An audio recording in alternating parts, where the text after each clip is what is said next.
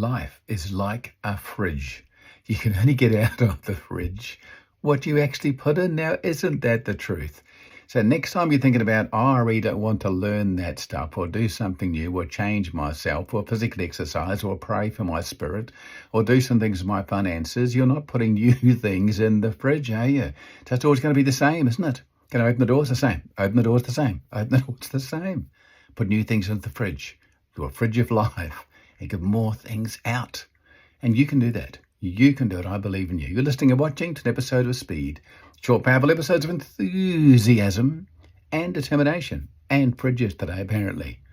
Have a lovely day. Take care. Bye-bye.